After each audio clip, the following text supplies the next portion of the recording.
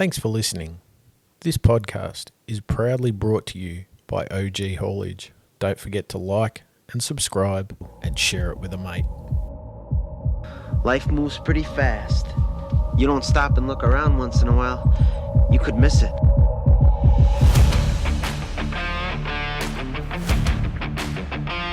Stumpy. Good. Welcome to Get Outdoors with Drew and Cam. How you doing, brother? Good, mate. About yourself? I'm good. I'm actually really tired. Yep. I've had a huge week.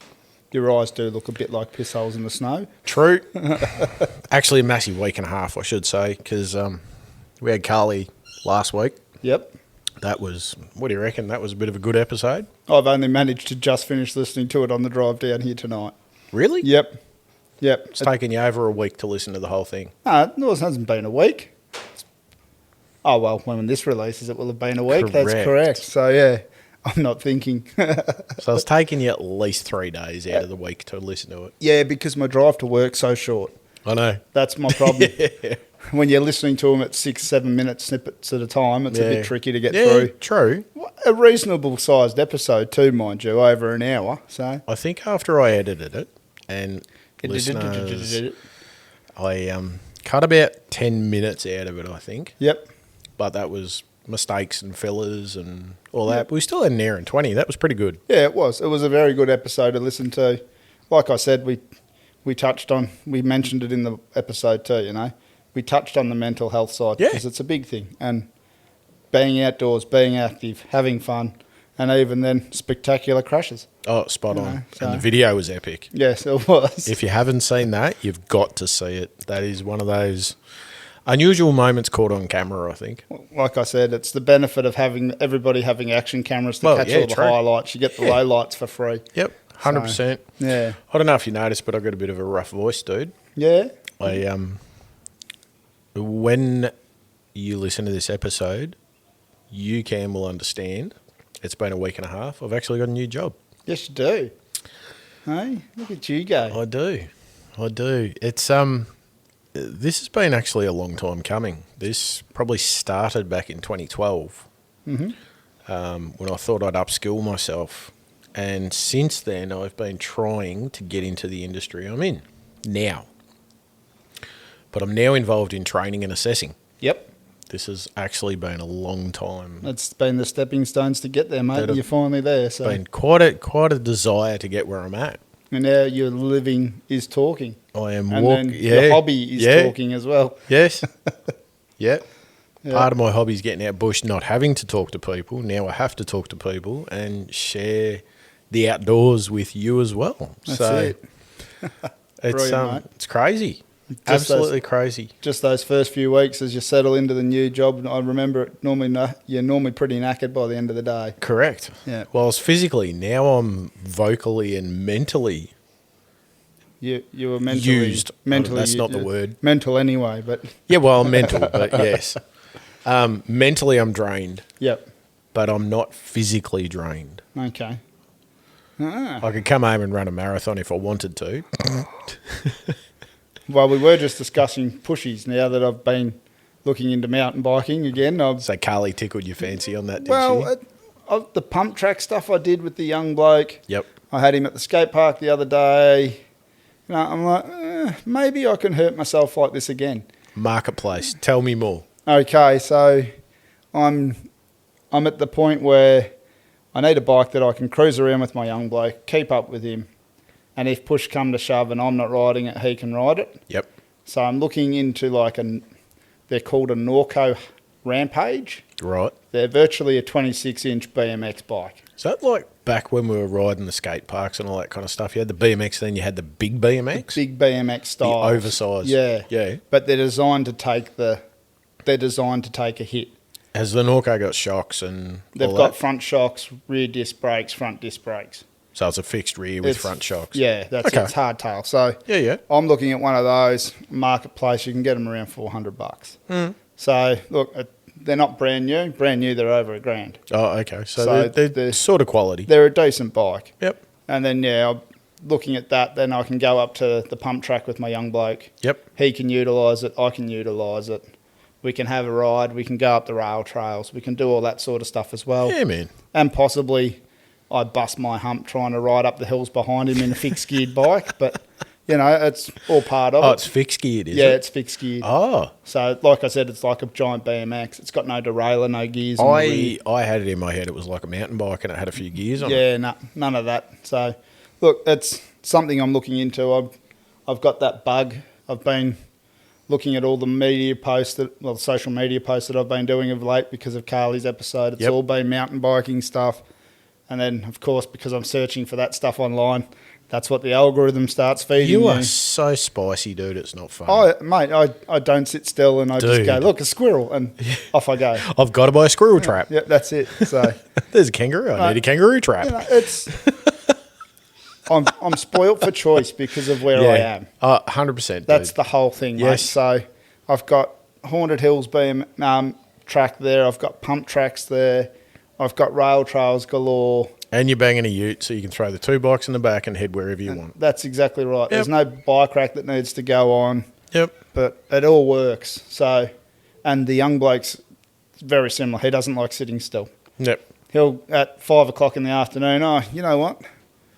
I'm not quite tired yet. Dad, I'm going for a run. All right. I've never ran in my life unless I had a barking dog I was chasing. I had that from my oldest. The last 2 days, Yep. I've got home and she's like, Dad, you got energy? I'm like, yeah. Why's that? She's like, oh, I've got the basketball game, but I want to go for a run. I'm like, what? Yeah. I'm like, no, don't run, mate. She's like, oh, Dad. And I'm like, yeah, righto, let's go. So I'll walk. I was going to say jump on the treadly and ride beside. Well, no, I go for a walk because I'm not as physically active as what I was in my previous job. Yep. I'll walk and she'll run past me to the corner and then run back again. And like she ran about 4.5 Ks. We went for a 2.5 K walk. Yep. So Like having an English pointer. bingo, it ain't stopping. It doesn't Yeah, you're stop. right. Yep. And then she took the dog down the park, Yep. ran around the park for about half an hour, came back, and then played basketball on top of that. I'm like, dude. Yeah. Energy to burn. Energy to burn. That's She's all it 13, is. mate. Yeah. She ain't sitting still. Yeah. Yeah. But I'm all for it. We got the weather. We're near a park. We're near a big oval. Tick, tick, tick. We went for a walk the other night and walking past the oval, we can hear yelling and screaming and shouting and oof, oof, oof. And we're like, what? Looked across, mate, every Kiwi from this side of town's playing rugby. Oh, I'm like, awesome. This is great. I would have gone over and watched that. Yeah, it was Yeah. good. They were practicing and playing and doing passes and tackles. And I'm like, mate, there are some big boys down there. Oh, yeah. Yeah. Well, hey, the rugby's only just fired back up. The NRL's back up and running. Yeah. AFL's back up and running. Well, we had soccer and cricket out the back, but Yeah. yeah, now we got rugby out there. I'm like, yep, great, no sweat. Bring on the Kiwis over here, mate. I got no problem with that Yeah. at all. Mate, there's some big lads and they Oh, hit yeah. hard when they hit. Oh, yeah. So, but, I mean, it's getting to that time of year. That's Yes. the thing. So everything's kicking back up. All my Yeah. favourite activities really kick up now. Yeah, no, we'll move on from that, mate. No, we're moving on. What do you got? Tell me, Cam. So, look, What do you bit of got? hunting side of things. Yeah. So, Well, we're both involved in our- hunting, so our March, April-ish sort Yeah. of time frame. So, if you're lucky enough to have red deer around, they'll be starting to hit their rut. Yep. So the roar, they'll be roaring and carrying on. Can and- you help me out with something? Yes. I've had people ask me the question: what is the difference between what is a rut and B the roar? Fill me in. Okay, so Let our listener know the difference and what they are. I think the roar is more associated with red deer because of the noise that they make. Yes. The rut is their breeding the highest point of their breeding period, when most of the stags are in hard antler, testosterone fueled, and can make some silly mistakes. They can be lured in. What? by, Like running across a freeway? Well, they'll do that anyway, Well, yeah. unfortunately. But no. So to be clear, I've never hunted red deer. Yep. Seen quite a few docos and have seen a few out and about myself, but Yep. not gone out actively chasing them. Mm-hmm. So you can call them in like you're challenging them as another male stag. Oh, because they're marking territory. at They're that point, marking aren't they? territory. They get And- very aggressive. So really, the rut you're talking about, they're coming into mating season or peak of mating season. That's it. Yeah. Okay. They're peak breeding season. Yep. Breeding. Yep. Yeah. So then you've got your fallows. They'll be in the rut as well. Mm-hmm. They croak Yep. more than they actually roar. Yep. I'll try and get a collection of all the animals because I love some of the big red deer roars. I should grab some. We'll play them on the potty and see Yeah. if you can guess them. Oh, mate, We'll play deer trivia. I'm happy to have a crack at that. That sounds like a bit of fun. Why not? Something different. So your fallow will be starting to crack off as well. They sort of follow the red deer if you've got them in the area as well. So they're a smaller deer species. They'll be croaking. They have a lot of the stags will work a scrape or a leck. Yep. So they just dig up the dirt. They'll urinate in it, roll in it. That's what they do. From there, April kicks off for hog deer season as well here in Victoria. Okay. So if you haven't got your tags and are wanting to hunt hog deer, you'd have to jump onto your MyGL account and work it out that way and go through and apply for your tags. MyGL, that's my game license account. Yes, Yep. but that's through Game Management Australia. Yep. So that's the hog deer ticked off. Hound hunting for sambar deer starts the 1st of April every year. Okay. But then I've got to just get my bit of paper for this one because this one's always confused You're me. not Googling it, mate. No, I printed off paper. No goggle. No goggle today. Goodness. So hound hunting season with scent trailing hound starts on the 1st of April and runs to the 30th of November every year, except for the period from Friday before Easter Sunday to the Wednesday after Easter Sunday. That is so the people that are getting out of Melbourne for their last time of holidays for the year don't get harassed by hound hunters in camps. Okay. It's a PR thing, realistically, if you think about it. Yep. And if you also think about it, last year, April was still quite warm. The year before that, April's still quite warm. Yep. It can be hard hunting. There's still wiggly sticks about. So, it's those sorts of things. But now at the same time too, with this, before all this really kicks up, the weather's starting to cool, but you can still get out fishing quite a bit too. Oh, 100%. So I'm actually looking into spots for land-based fishing. Yep. More than out in the boat. I've got the boat, I enjoy it. Yeah. I still want to get out in the boat. But these are spots that I'm trying to look at so I can bring them to the podcast and say, hey, this is actually doable. Yes. So I went recently with a couple of mates and we fished at Stockyard Point in Western Port Bay. Okay. It's a spot that I've heard about quite a bit. You can get very close to the channel at low tide. A couple of surf rods and rod holders. How would someone find Stockyard? So Stockyard Point is near Jangerup. Jangerup. The township, yeah. So that's off the highway, Western Port Highway. Yep.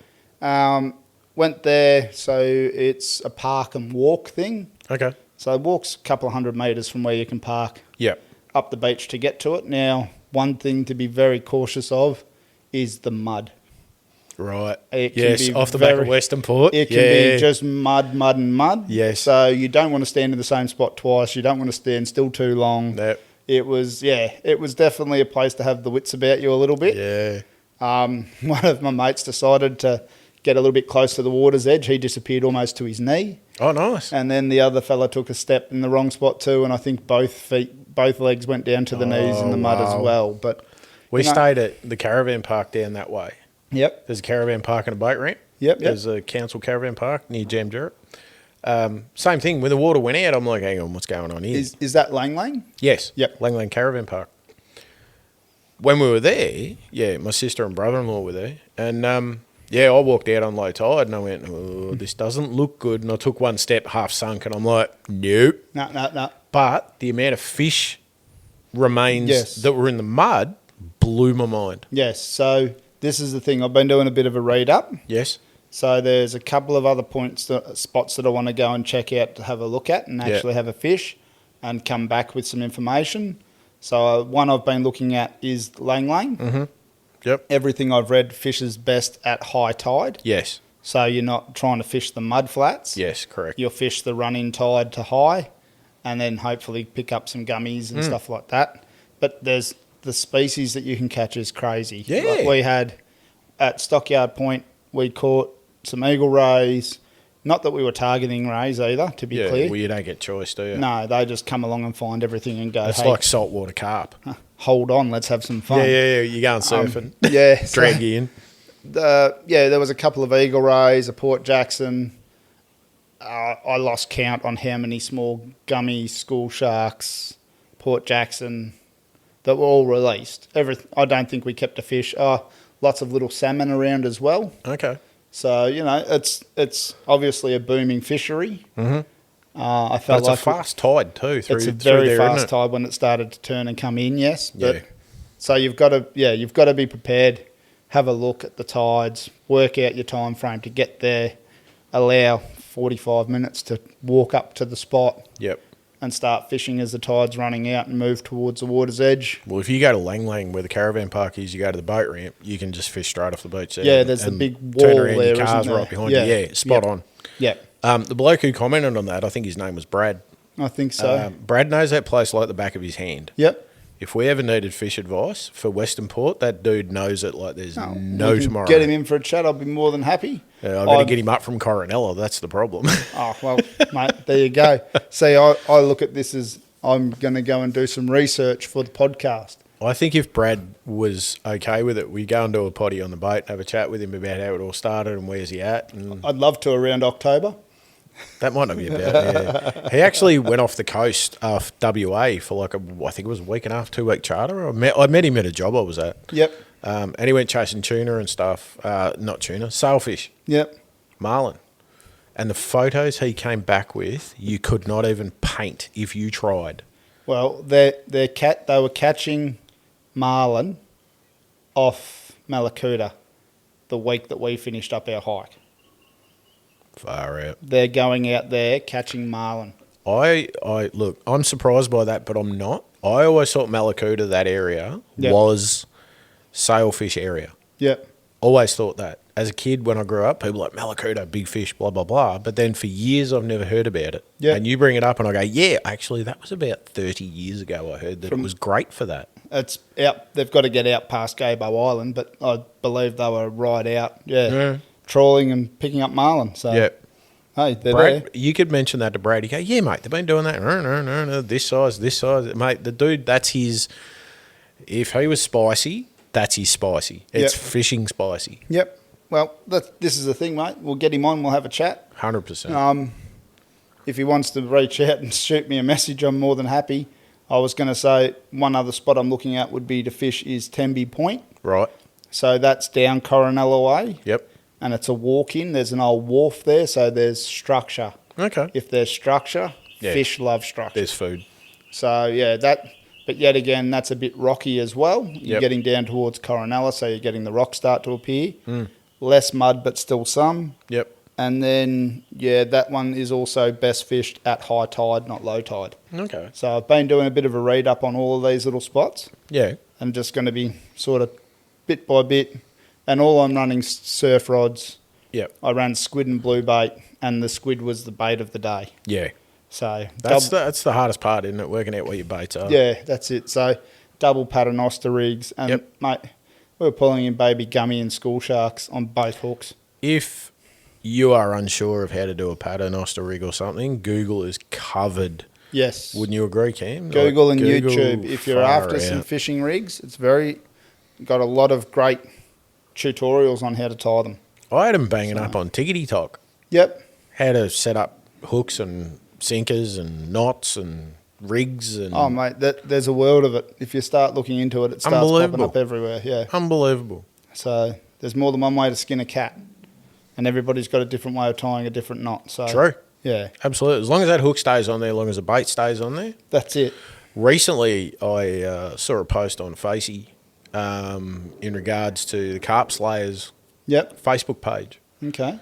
And 20 minutes from where I live, I've heard about a brand new carp spot that they reckon is red hot. Okay. I'm like, I'm yet to try that one. I'm going to grab the girls and maybe try and get there this weekend. I was going to say I should have bought the rods. We could have gone down and spent an hour recording this and fishing. 100%, man. Bite.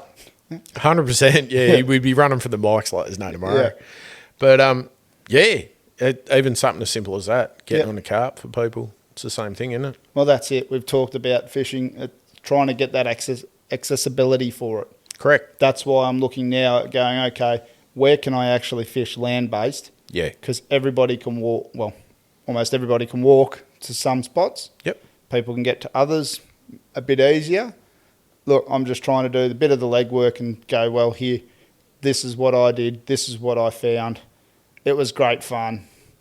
We caught fish, blah, blah, blah. Well, that was like one of our early episodes when I talked about going to that pier. Yep. Down Inverloch Way. That's right. The landing down there. Mars Landing. Mars Landing, yeah. Yep. Wheelchair accessible. Mm-hmm. It's not super wide. Like it's probably, if we put it into retrospect, it's probably a wheelchair and a person wide. Yeah. It's not a very wide. Not real wide, no. But if it wasn't busy, you'd get a wheelchair down there without a problem. Yeah, that's right. So all accesses, I'd call it. Take a chair down there, sit down. If people understand there's something up, you got no issues. That's right. And if they do have an issue, Push them in. Yeah. I wasn't going to say that, but yes. Oh, yes. I would. I'd give them some colourful wording and send them on their way. Just give them a shove backwards. Yeah. That'll be good. Nah, look, it's etiquette, Yeah, and that's what it comes down to. 100%. What else is Yeah. coming up, dude? You said you got a couple of favourites coming up. Oh, mate, the quackers are starting. The quackers. The quackers. I took up chasing ducks last year for my first ever time, You did? and I managed to successfully take a couple of ducks. Yes. I've increased my number of decoys for my spread this year. What are you up to now? Oh, I think it's over 12, I think. Have you got the standard float in the water with a weight underneath it ones, or have you got the ones that Yes. flap wings? No. I've actually was speaking with my wife earlier today, saying how I was looking at some of the electronic wings, the landing ducks, just one or two. Yeah. But they're around $100 for a decoy, and I'm like, yeah, I can't. I can justify $12, $15 here or there. Yeah. So look, I'm just using a couple of decoys because the decoys you actually use to help guide where the birds will land. Yeah. That's the whole idea. It's the visual to bring them in. So it looks like a safe spot. It looks like a safe spot. There's a lot of ducks sitting on the water already. Yep. I can't really land there because they're all closely clumped together. I can't really land over to that side because they're all closely clumped together. Right, yeah. I'll probably come right in the middle there with the wind in my face. So there is method to the madness. There is method to the madness. decoys. and I've been learning these. So Okay. yeah, so you're bringing it in. You'll have So my plan is this year, I've bought 2 large black duck decoys. Yes. They will be 30 metres from my shooting position. Okay. So I know if the ducks are within that range, Yep. it's a good Oh, clean so they're ethical marker shot. ducks. So they're my marker ducks. Ah, great so idea. this is where it all starts to come into play. You don't know what you don't know, and I've just asked a That's- question. That makes sense. That's right. So look, it's I'm just trying to get another piece of paperwork here. The duck season. So we've got our Pacific blacks, chestnut teal, grey teal, mountain ducks, pinkies, wood ducks, and hardhead. What they're saying is our game species for 26. Okay. You've got 9 birds a day limit. So look, 9. 9. What was which it is- late year? Was it 4? I think, no, it was up again. I think it was around the 9 as well. I last thought there was a year. year recently where it was like 4 ducks. There was a couple a few years back. So Right. this all kicks up on the 18th of March. First shots can be fired. Well, starts 8 o'clock in the morning, 8 a.m. 8 a.m. for the first 5 days, and then it's half an hour before sunrise times Oh, really? to half an hour after sunsets. Yeah. Okay. So it's actually It's- giving the ducks a bit of a heads up. It's the game. Yep. The fair chase laws that we run. Yep. So you can hunt deer half an hour before and half an hour after sunset. The official times. So Sundown or Sundown. sunset? sunset. Oh. So yeah, you can, because sunset, the sun's gone behind the horizon. You still have some residual light. You Yes, can you still do. see. Yep. So back to the decoy thing. Yeah. So with the decoys, I'm looking at it going, right, I've got my big black marker ducks on each side of me Yes. at 30 metres. So I know if the birds are in that, they're within an effective shooting range. Ethical and effective. Ethical and effective. So then on my right-hand side, I'm going to have a spread of decoys. Only the black duck will be at 30 metres. Everything else will be in from there. Yep. but tight enough that they can't come in and land in between the decoys. Yeah, you would. You don't want to shoot your decoys, do you? If I had to. It's been done. You know, it has been done. If you were starving, sure. Yeah, you're not eating plastic and sand. But you're setting up a patch of decoys on your right, a patch of decoys on your left, wind over your back, because ducks like to land into the wind. They come in, they open their wings up, they lock up. Hit the picks. And they come down onto skid the on the water, they're done. That's right. So that was one of my learnings from last year. So there's that. For the person listening, you have to do a waterfowl identification test. We have ticked this off previous in another episode. We have, but so keeping it relevant. It's called the WIT test. WIT. You have a video that you watch. You have to say if it's a game species or non-game species, and then you also have to mention what species. You have to correctly identify that bird in flight. Yep. And you have to get a certain level of rating. I forget which one it is to be able to shoot ducks in Victoria. Okay. But it is quite high up on the actual pass. So you have to actually exhibit visual skill. Visual skill and learning that you can identify them. Yep. So, look, it's all relative. They have just made it now, so even if you'd already had your waterfowl identification test, this year I believe they're making it mandatory to do all their other online learning modules. Okay. Which is through the MyGL account as well. Yep. So that is just so you're... Virtually it's rehashing your firearms, your laws, your regulations, your safety handling, and then it's also a little bit of a brush up on trying to decrease wounding of ducks, yep. more ethical shooting, yep. your 30 metres, don't try and shoot beyond 30 metres, you know, all that sort of stuff. And for me, being a new duck hunter, I'm actually rather excited to get out chasing them again. I think it's great fun. Yeah. Frustrating as hell when they're sitting on the other side of the dam, just staring at you and you're on the wrong side going, mongrel things. They're not a stupid animal. No, they're not. But look, they're darn tasty. They are. So, yeah, look, I've bought a little bit of reed-style camo meshing. Right. So I can make a bit of a temporary hide. Yeah. To try and obscure me a little bit more. I'm just doing these sorts of little things to try and get myself a bit better set up. Yep. So it's going to help increase my chances of actually taking a few more ducks this season. And filling your tummy. That's it. So, and everything I'm shooting, I'm taking to eat. That's the whole plan of this. It's 100%. It's not I'm just shooting them for the sake of shooting them. These are for consumption. Yes. You got wood ducks from me last year. So yep. And they were tasty as... That's it. So I think there's nothing better than wild game meat. I rather love my game mates. I really do. Yeah? Yeah. The deer I've had from you, the duck I've had from you. I don't mind a big Scotch fillet every now and again, I'll be honest. But yeah. I don't know. There's just something prehistorically fantastic about hunting your own game and filling your family's stomach with it. And if not, sharing it with people. But it also comes down to your meat care. Oh, true. It starts as soon as you pull that trigger. Yeah. So that's when all the fun stops. That's when the work starts. begins. Yeah. Yeah, 100%. So, what's your favourite way to make duck? Oh, I have done like a sticky plum duck before. Ooh. But I've got to say schnitzels. I'm a sucker for schnitzels. Yeah. Venison schnitzels. You can't get enough meat off a rabbit to do it. True. I have thought about just trying to cold press it. Yeah. And actually make like a giant rabbit schnitzel. Yeah. Oh, yeah. What, as in debone it and go from there? Or? Debone it, the slow cooked meat that I do, that I freeze flat. Yeah. If I can pressurise it to sort of compact it. Yeah. But it's going to make it probably as tough as a rock. Meat press. There's an idea. Do you know what I mean? Try and make like a giant patty, almost like your hash brown with your potato. Oh, yeah.